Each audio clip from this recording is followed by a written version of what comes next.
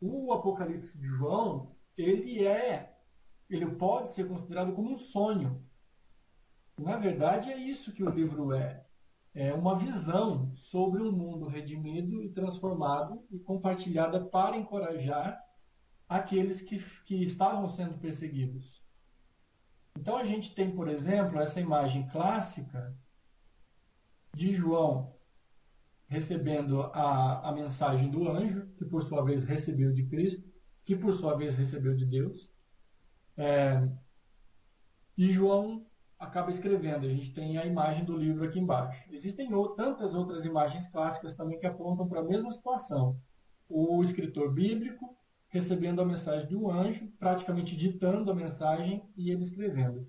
No entanto, essa próxima mensagem, ela explica melhor o que o livro de João é.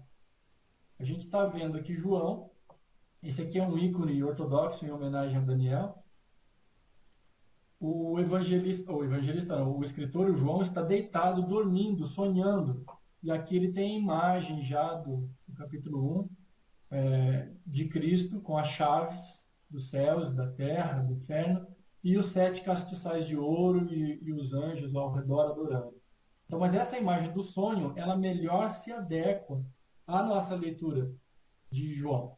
Então é um sonho de um mundo diferente, é um sonho de um mundo transformado em meio à perseguição, em meio à destruição. Então vamos lá para o primeiro versículo.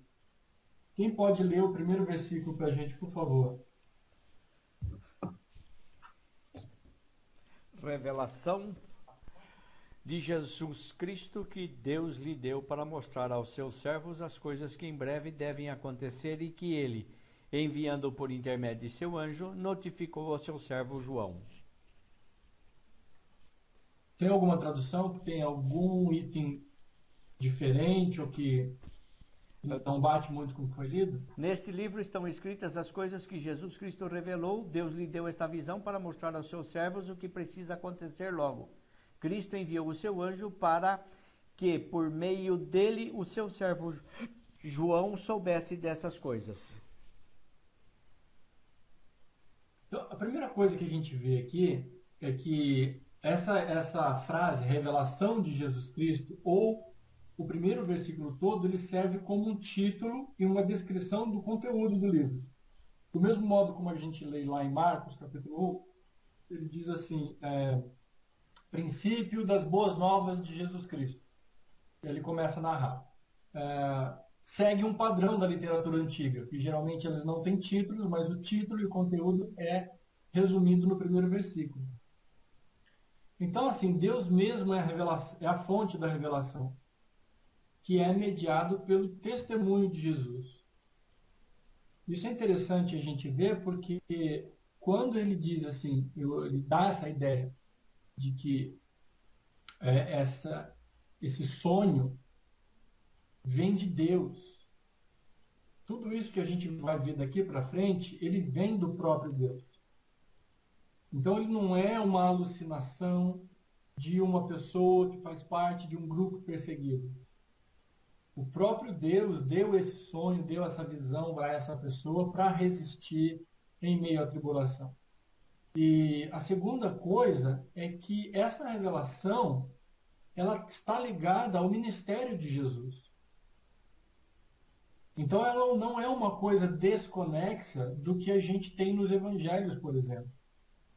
O que a gente vai ler em João tem tudo a ver com aquilo que as comunidades cristãs aprenderam de Jesus Cristo e posteriormente aprenderam dos apóstolos. Então, assim, aparentemente ele é um livro estranho a tudo que a gente já leu.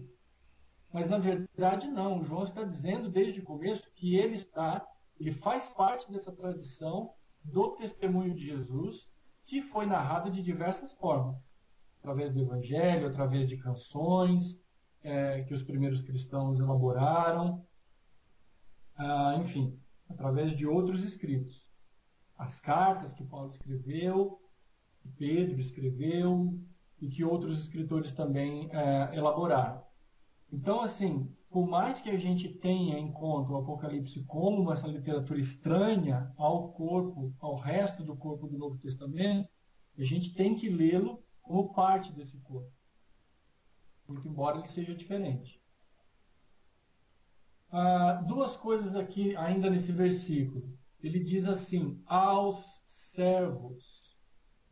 A palavra servo ela foi muito usada pelos profetas do Antigo Testamento. Então, quando João fala aos servos, ele está se referindo à atividade profética. Deus deu a palavra aos profetas, os profetas, como mensageiros de Deus, enviavam essa palavra ao povo.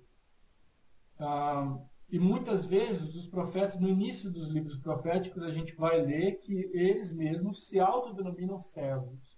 Ao fazer isso, João, o autor do Apocalipse, se coloca nessa mesma tradição profética. A diferença da profecia para a apocalíptica é que, na literatura profética, o profeta tem a função de dar testemunho da palavra de Deus para o rei, para os governantes, para a elite governante do povo, para chamar atenção para o fato de que eles romperam com a aliança e eles precisam retornar ao compromisso que eles tinham com Deus e com todo o povo. Na literatura apocalíptica já não tem mais a monarquia, já não tem mais o rei. Mas aquele que recebeu a revelação dirige-se diretamente à comunidade, ou às comunidades cristãs. Ele fala dos governantes, mas não fala para os governantes, como a gente vai ver. Através do anjo. Aí o anjo, como vocês sabem, é uma figura comum do imaginário judaico e também do imaginário cristão. Começou a fazer parte do imaginário cristão por causa da tradição dos judeus. O interessante aqui é que parece que esse anjo, esse único anjo mencionado por João, ele só é mencionado no final do livro, lá no capítulo 22. E então dá a entender que toda essa visão foi guiada, toda essa jornada de João nessa revelação foi guiada por um único anjo, embora as figuras angelicais apareçam nos outros versículos. Então, assim, tanto o profeta, tanto João, quanto o anjo são mensageiros dessa revelação. Alguma coisa até aqui? Eu estava pensando só no fato de que quando você diz que ele reivindica o fato de que ele é continuidade da tradição evangélica ou dos evangelhos, por que houve tanta dificuldade do Apocalipse em ser aceito como literatura canônica, uma vez que ele reivindica essa continuidade? Será que ele já pressentia que seria difícil ser absorvido por pessoas não iniciadas no tipo de simbolismos e de literatura hermética que estava trabalhando? O que a maioria dos estudiosos mais recentes tem dito é que é provável que a intenção de João não foi que a sua mensagem fosse realmente uma mensagem universal. Ele escreveu para uma comunidade específica. Aí a gente vai entrar em outras questões de fé. Por quê? Porque existe muita gente que diz a Bíblia é a palavra revelação de Deus para a humanidade. Sei. E não para uma comunidade específica. Mas os indícios do livro, principalmente no que se refere ao simbolismo, vai apontar para outro caminho. Assim, o fato, como eu disse antes, de que João não explica os símbolos é uma grande evidência de que ele escreve para quem consegue decifrar o símbolo. Tá. E a intenção de João é justamente ocultar essa mensagem para aqueles que não fazem parte da comunidade. Então ela tinha vamos dizer assim, ela tinha um objetivo de ocultação mais do que revelação. Vamos dizer assim, aquilo que você disse no começo, é um binômio, ocultar e ao mesmo tempo revelar, mas revelar para os entendidos, para os iniciados. Exatamente. Uma comparação que se faz hoje, principalmente de um biblista brasileiro, Cássio Murilo Dias, inclusive é professor da PUC, ele diz o seguinte: Quando a gente olha para a época da ditadura militar no Brasil, nos anos 60, 70, e a grande produção artística que teve naquela época, de canções cifradas, que falavam da ditadura, mas não podiam falar para os ditadores. Ela falava para o povo, numa linguagem cifrada, para que os ditadores, para que a censura não captasse essa mensagem. Certo. Então, por exemplo, a gente tem aquela música Chico Buarque, Apesar de Você. Ia falar Ele agora. diz, apesar de você, amanhã há de ser outro dia.